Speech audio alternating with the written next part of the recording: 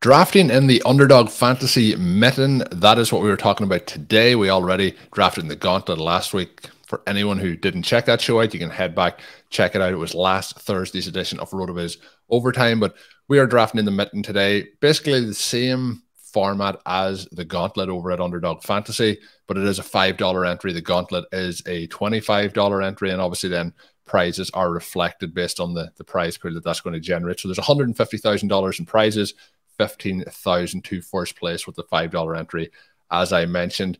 Shawn, this is going to be a fun one. We are going to do the draft and talk through it in a little moment. But looking at it, the main difference here in terms of the overall tournament is the advancement structure. So it will be a 188-person final. 2 out of the 6 teams, so it is a 6-team draft, will advance to round 2. 1 out of those 6 then will advance to round 3, and then 1 out of the 10 teams advance at that point to make it to the 188-person final. So, Shawn, we're hoping that we'll be in that final group of 188, and we're going to have that team in a little moment. Obviously, you're trying to get as many players through round 1 into round 2 and so on and so forth. Your score goes back to 0 each and every time. So it is that week, and as your teams are eliminated in terms of if you pick players from the Chargers and they get eliminated in the wildcard round, they are no longer available. So you have to think about the points. And then the key is obviously the Super Bowl. That will be a 1-week final where you start off on 0. And if you have only 1 or 2 players in that Super Bowl, it's very unlikely that you'll go on to win it. So we did talk about it on the show when we did the Gauntlet draft. I would advise to check that out for more information and advice that we did give, Shawn. But what are some of your takeaways or thoughts as we approach this draft? We drafted that other team a week ago. What are you thinking at this point in terms of changes to teams potentially advancing to the playoffs, maybe some of those wildcard teams to target that may be undervalued now based on not already being in the playoff seeding? Well, this is obviously a great week for the Detroit Lions. They're able to get that victory at the end against the Jets. That really juices their playoff chances. I believe they're up to 40% now. And when you look at where they're going with it, they have a great opportunity to control their own destiny by winning at Green Bay in the final week. If they should win that game, they would get up to 62%. Their 2 games before that, the Panthers and the Bears, very, very winnable games. I like the Lions now as the 7 seed in the NFC, and that would feed them into this game with the Minnesota Vikings, which we just watched the Vikings have the greatest comeback in NFL history, which highlighted both their strengths and their weaknesses, right? This Vikings team, very shootout heavy in terms of what the potential would be. You get Justin Jefferson. Everybody who likes to draft these very peripheral pieces for teams is going to feel even a much greater justification now that in a huge week, the first week of Underdog Advance for Best Ball Mania and the huge prizes that come with that, KJ Osborne, Zay Jones, those guys just played a gigantic role. And someone who probably rostered very rarely, but Noah Brown also having a big game there for the Cowboys. So I wouldn't be surprised if we see even more like real depth pieces drafted in that 10th round, especially right now when we don't know who the teams are going to be. But it was a huge week for the Lions, also a huge week for the Jaguars. The Jaguars jump up into a situation where it's 57-44 now with the Titans in terms of who makes it. The Jaguars still on the weaker end of that, and they have to play the Titans, or they get to play the Titans at home in Week 18. If you give them a win in that game, then they're a 73% chance to make the playoffs. I think now that drafting at this time, and it'll be interesting to see how quickly these contests fill. A contest like the Mitten could fill at a time period where you don't know who the teams are going to be. And so having the guts to go out there, you're not necessarily going to be competing against teams who know that, say, the Jaguars made it or the Lions made it. And so this is a great time to take those players. The tricky part on the Jaguars is that even with this extremely hot stretch from Zay Jones, I don't know that that necessarily locks him into being a no-brainer pick, even if you think the Jaguars are going to be in the playoffs there. But the other interesting piece here is that we now have the Chargers coming up behind the Baltimore Ravens. The Ravens have a pretty easy schedule, which is one of the reasons that the computers had them above the Bengals going into last week. But now with the Bengals, with the big comeback, the Ravens, one of the most disappointing teams in Week 15, The Bengals are starting to separate. It looks like a situation where they will be the 3 seed. That puts them on the same side, obviously, as the 2 seed, which is increasingly likely, or at least slightly more likely now, to be the Chiefs. So you have that potential shootout in the second round. But it also creates a dynamic where the 6th seed against the Bengals, that game could be a shootout, which I think is interesting from a Chargers perspective. If they're able to jump up and get to that slot, there's also the potential the Chargers could come in there and be the 5th seed going against, say, the Jaguars as the 4th seed. That would make that a really fun game, number one, for us as fans. But also, I think you have to start looking at the Chargers as an advanced team. So you would get to play their guys in 2 rounds. That's the other thing that I think is kind of a depth option for the Lions. Again, you upset the Vikings and you play those guys for 2 rounds. So my take would be that right now, the 2 most undervalued teams in terms of, again, the contingencies that could take place and what that would mean in terms of ultimate upside. One way to play these tournaments is to draft really niche players and hope to win based on that part of it. We saw that work really well just last week, as I mentioned. Some of these lower down guys hit in a huge way. I mean, if you lost to KJ Osborne in any type of format, you're like, couldn't the Colts just have played a more normal game and not created that environment? But my preference is, instead of taking a niche player, target some of these teams that all of their players really jump in terms of the value. If a certain scenario that's not that unlikely at this point, if that scenario plays out, you're seeing those guys really rise. We'll see how our particular draft falls, but I think that this overall format, the gauntlet, the mitten, all of it even much more exciting after a week 15 that made at least my particular favorite scenarios more likely. Yeah, and the other part to talk about is, like, we see even with 1 week and how the results go, and your section there mentioning the Jaguars and the Titans and the race for that division. The Titans lose a close game in overtime, then the Jaguars win their game, and now it's down to a situation where, as you mentioned, if the Jaguars win in week 18, they would be the favorites for that division regardless. I'm not saying this very well, but in terms of how the game goes this week, if that game was week 17, they would be flipping the script there. So there's a lot riding on that week 18 game. But in terms of when you're drafting this, how do you think that people should be weighing up the risk versus reward for the likes of the Detroit Lions, for potentially the Jacksonville Jaguars? And when you're looking at the win percentages of teams getting through, a lot of people are going to look at the current projections for them. And you mentioned this as well when we talked about the Packers, where if they beat the Lions, they take a significant jump or they beat the Dolphins, they take a significant jump in terms of their potential playoff hopes.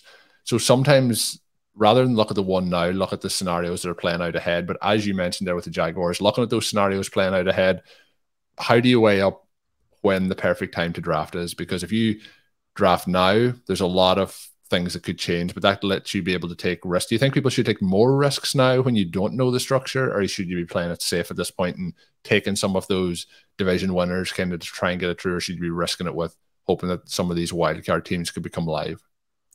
Well, one of the things that I've discovered in doing a handful of these, and this is such an addictive format, so keep that in mind.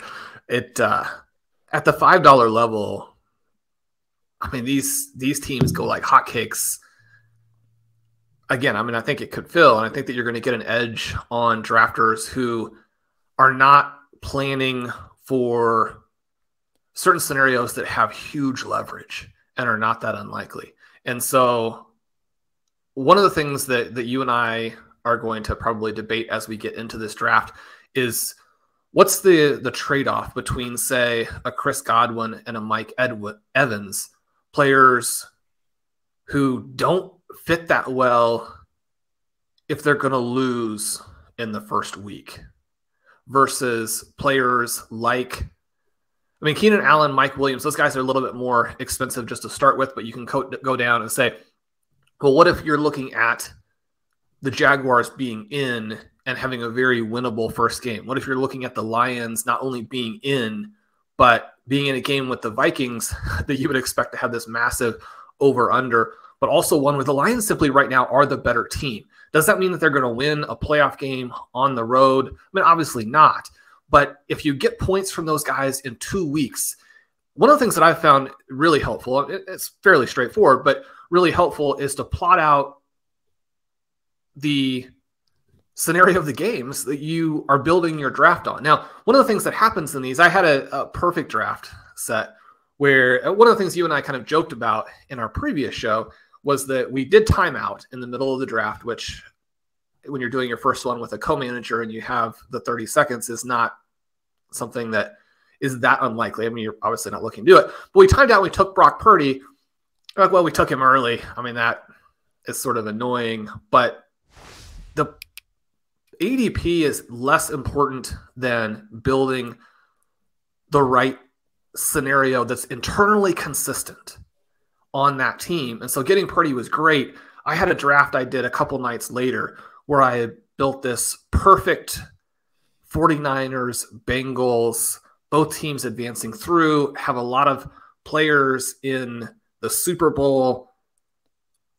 Just a dream draft. And then at the 9:05, so that's the second to last pick in round 9, I had the last pick. A team that already had 2 quarterbacks and didn't have a build that allowed that manager to advance past the first round took Brock Purdy as his 3rd quarterback, blocking me. And so obviously that was disappointing. But the draft element of it is cool because it does make you react to other people. You know that you can't take it for granted that you're going to be able to build your teams. You have to have the flexibility to pivot. And my flexibility in that was just basically a dead draft because I'd taken a lot of risk. I had to take Tom Brady. And even as I was taking, I was like, I should just take Jared Goff because then you have, again, that path with the 2 weeks. However, once you built that team, you're thinking, well, maybe Tom Brady could win a game. I mean, it's Tom Brady. He could win. They could defeat the Dallas Cowboys, their most likely first-round opponents. But that, again, gives you a little bit of a sense of the nuance and how you have to be ready to build your team. And if you do have a 49ers, you might want to take Purdy earlier than it seems. Now, we drafted our team before he had another good game. And so now, especially with the 49ers as probably the best team to target because you can take McCaffrey and then you can build him with some of the other guys. I mean, Purdy's going to go earlier than it seems like based on like his talent and the probable usage even in the playoffs. So those are some things to consider.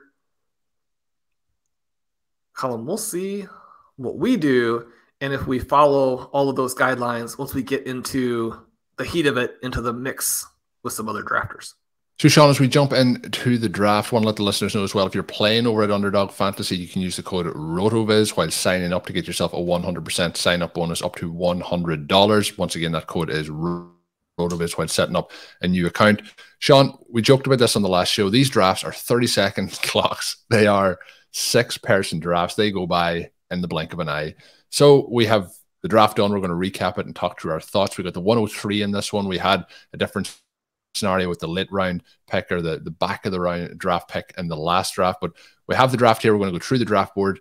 We're going to see what our thoughts are as things have started to cool off after the draft is over. 103, Shawn, we get Christian McCaffrey. We do pass on Jalen Hurts there. Obviously, at the moment, the concern surrounding the shoulder could last longer. We'll see what happens. Could be back this week, but we'll see what happens and plays out over that course. But it is Josh Allen, Patrick Mahomes, Christian McCaffrey, then Jalen Hurts, Stephon Diggs, Travis Kelce.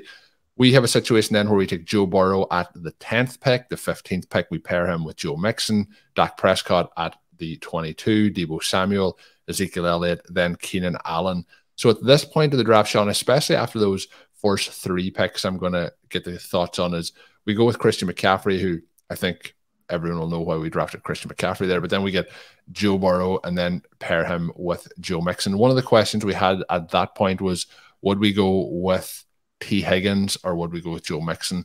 I think the Joe Burrow, T. Higgins will be quite a common build in these teams. I was hoping that he may get back to us at that Dak Prescott pick.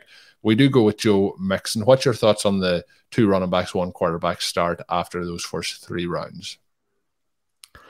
Yeah, I mean, ideally you would have it spread a little bit more, but we get Burrow coming back through.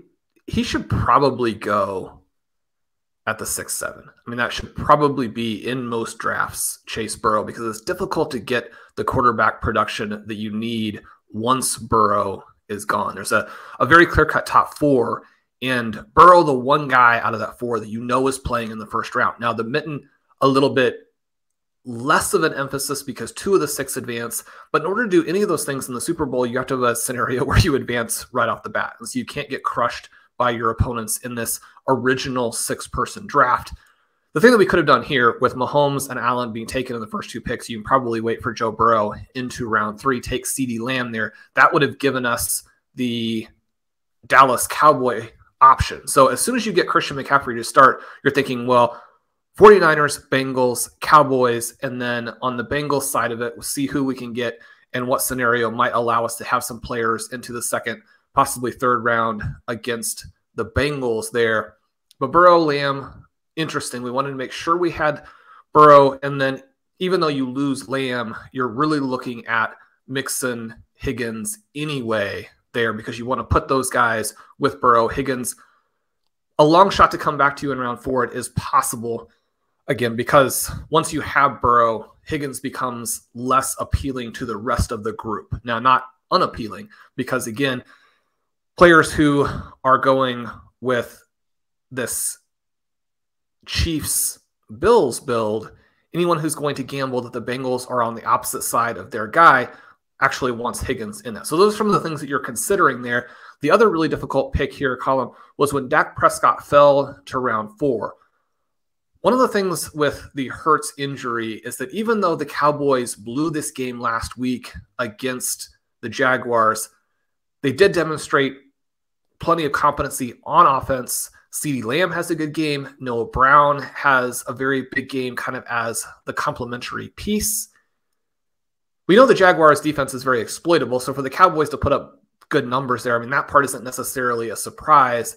But I think that now you have a situation where the Cowboys are more likely to actually win twice and get into an NFC championship matchup with the 49ers. So with McCaffrey there and Prescott, you've got an NFC championship game outcome. Also, you're increasing your chance of advancing past the first round.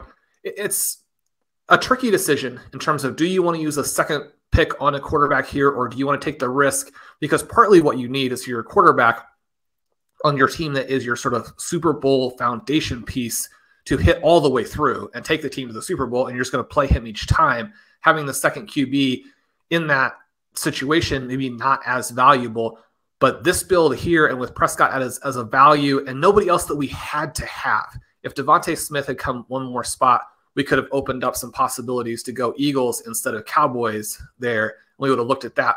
But when Prescott is here and the next couple of picks, I mean, just realistically not very appealing. We just talked about how the Titans could miss altogether. We go ahead and take the 2nd quarterback there.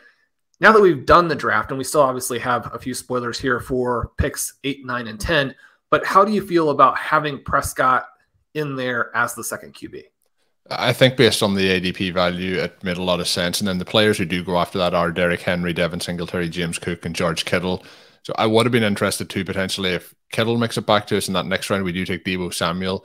But I do think pairing the options later that we do as we go through those spoilers, Shawn, it made sense to take Prescott at the particular spot that he was going. And I do like the chances of, like, I'm feeling that the NFC is really between the Eagles and the 49ers for me, but I do think there's a path to see the Cowboys, upset that party and see how things go from there. And I think what you want to do in this is have some scenarios that are likely going to be completely dead early on, or else that really take the team to the Super Bowl. So if we ended up with a Bengals versus Dallas Super Bowl, that's what you're hoping for here. And obviously you can't start both quarterbacks in that situation, but you would be able to start one with the surrounding pieces that would then go with it. So we're kind of looking with this build for a Dallas versus 49ers NFC championship game. And then the winner of that goes on to face the Bengals in the Super Bowl. But Shawn, if you scroll down, we'll talk about how we're expecting that maybe to happen. So Keenan Allen was that 7th pick, but the 5th pick was Deebo Samuel. 6th pick was Ezekiel Elliott. I do think, again, and pairing running backs with the quarterback. Both running backs who do catch passes could be another unique to potentially advance, because I do think that the likes of the Higgins Burrow stack is going to be much more commonplace. But we do then have Keenan Allen in there. We have Tyler Boyd, we have Mike Evans, and we have Noah Brown. So we add Boyd and Brown to the quarterback options, and then we also add in Mike Evans and Keenan Allen. So we have been talking on some recent shows about the Chargers' possibilities of advancing through. Obviously, we think the Buccaneers are going to advance through as well. So you're getting those wild card slots to pick in. We also had to go with wide receivers at that point, because you can start 2 running backs in this, but you have to start 2 wide receivers. And unusually for us, Shawn, we had 3 wide receivers, or 3 running backs, sorry, through those opening 6 picks that we did take.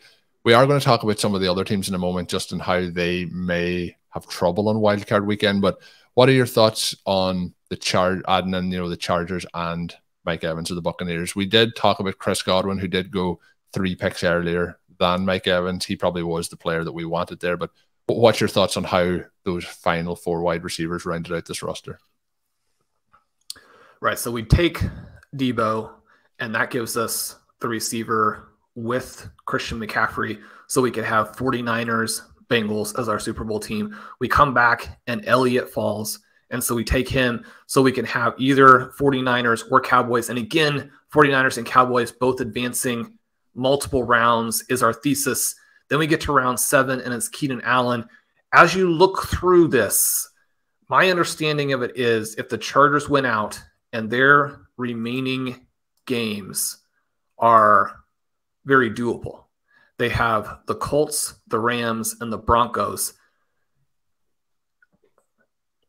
We focused in our Tuesday show on how the Chargers were one of the most disappointing teams of the week last week, even though they won. But these teams are another level down from the Titans. That doesn't mean that you win out in the NFL. We just watched a game where the Chiefs gained almost 300 more yards than the Texans could have very easily lost. So the Chargers can lose any of those games, and yet they're going to be fairly solid favorites. The Ravens have games against the Falcons and the Steelers.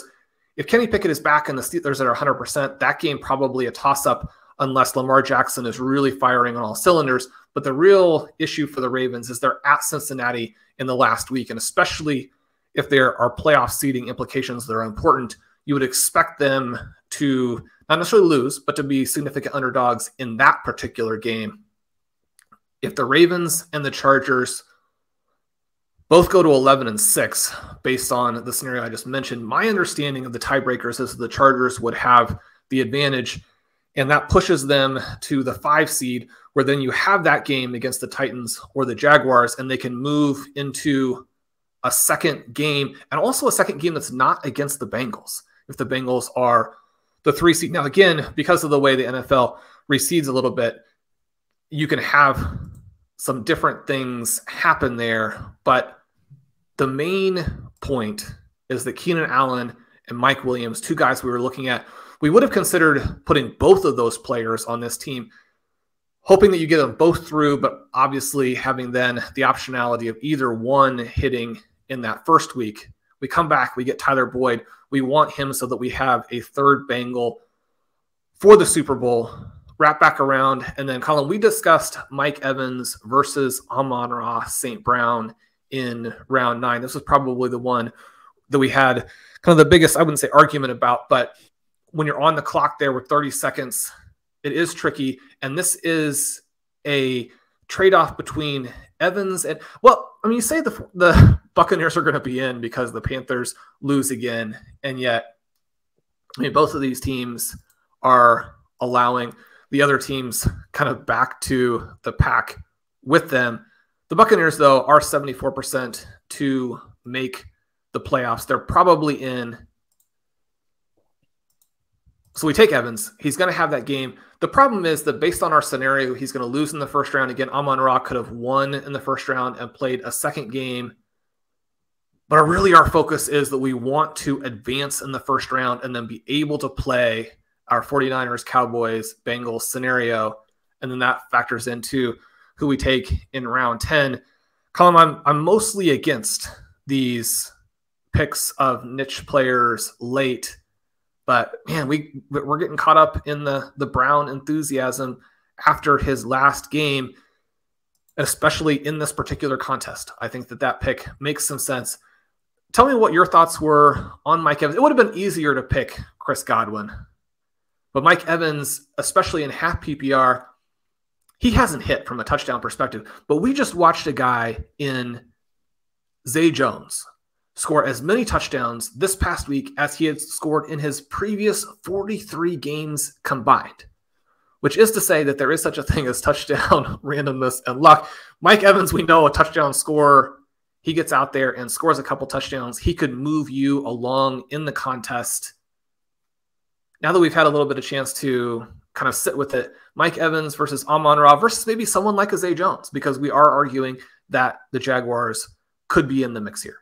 Yeah, I do think if I was ranking them, that would be Godwin, Evans, Amon-Ra, and then Zay Jones for me, and that is the way the ADP falls. The reason with Mike Evans, I do think the Buccaneers are going to make it in, and I don't have full confidence that we're seeing the Lions in there. So my thought is you may get somebody for 2 games if they get in, but if they don't get in, you get them for 0 games. So it is a little bit of a challenge. We talked about that at the start of the show about the Jaguars, for example.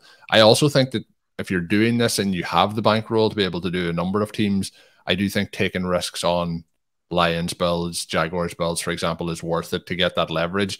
But that was my thought process. And that Mike Evans also has not hit, as you mentioned there, this season. But if we have a game here where we get Mike Evans with 2 touchdowns, and it might be a case where it's just, 60 yards to go with it. But I do think he has the upside. And with Godwin, that would be my preferred one of the Buccaneers to have. But I think some of these playoff games are going to be a coin toss as to who hits from the 2 of them. And I have been surprised at how much Mike Evans has struggled throughout the second half of this season. But we did have a little bit of a lively conversation, Shawn, around it. But we got Mike Evans in the end up, and I'm hoping that works out for us. The other part, Shawn, I wanted to mention is our build is split between a number of teams, both trying to progress through the weeks and also trying to have a set amount of players in the Super Bowl. There's a number of teams here who have stacked up on the Buffalo Bills, for example. That is the team out of the 101 has gone with Josh Allen, then Tony Pollard, Gabe Davis, Devin Singletary, James Cook, and started to pair things up that way. They do add in some Cowboys with it. The team then in the 4th spot is Jalen Hurts, AJ Brown, Miles Sanders, Devontae Smith, and they're with Dallas Goedert. So they have also gone with some of the Miami Dolphins along with that. But I do think there's teams that may really saddle themselves down, and they're betting that the team still gets through with the bye. So that's pretty much a team that has gone for a Dolphins versus Eagles Super Bowl. So they're really relying on solely the Dolphins all hitting in week 1. What way do you think, you mentioned you've done a number of these drafts, have you done any where you've just kind of pinpointed your 2 Super Bowl teams, let's say a Bengals and a 49ers, and decided that's exactly what you're going to do and bet on those teams getting the whole way through to have the most players available in the Super Bowl? Or do you prefer to go the route that we have gone here? Yeah, so if you're going to go with a bye week team, I think you probably have to just take a couple of their players. Like you can start Hurts, Brown, and then your other 8 picks, you have to really load up on players who are going to be dynamic in that first week. It doesn't mean that you have to take teams that you necessarily think are going to advance all the way. But one of the things that can work well is to pair Dolphins and Chargers. Now, the chances for either the Dolphins or Chargers to make the Super Bowl are relatively minimal, but they do have dynamic offenses. They do have fantasy assets who can score points for you. If one of those 2 teams came through, then you're sitting very, very pretty. Even though it's unlikely that they make the Super Bowl, the chances that they would get upsets in the first round and give you a couple of outs in round 2, I think, are interesting. The question that I would have, and obviously some of the drafters who are doing this are very experienced, and so it'd be interesting to get their take, but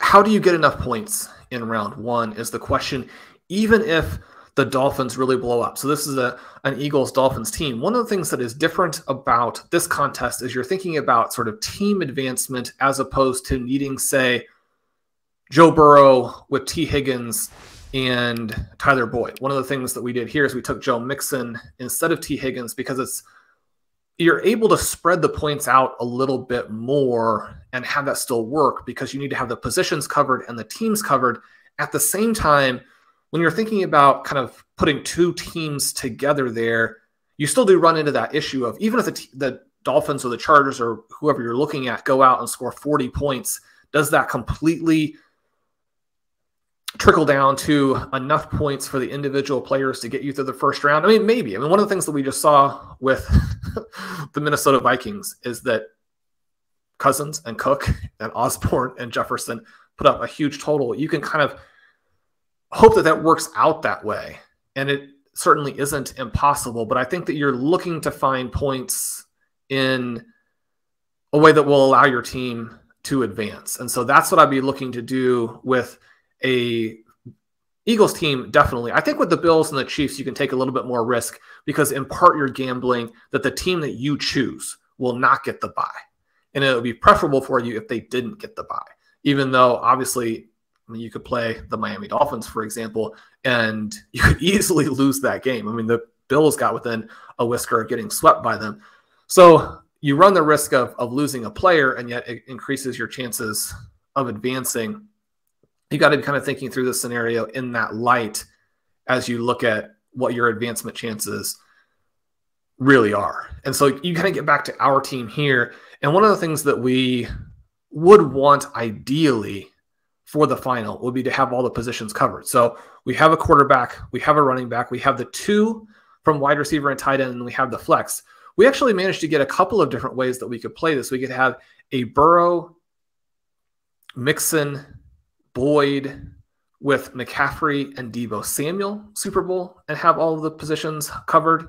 We could get a Prescott, Elliott, Noah Brown team with Burrow, Mixon, and then you would have Boyd and Brown as your two receivers in that lineup, but you would have an option of either of the two quarterbacks, whichever goes off in the Super Bowl. That portion of it will be kind of fun. Obviously, if it's Bengals, Cowboys, then Mixon would be the running back spot and Elliott the flex, or vice versa. And so you'd have that element of it covered. I think when you're looking at your build at the end, if you can have all the positions covered in a way that allows you a full Super Bowl team, and especially one that plays off of each other, that would be my preferred final build.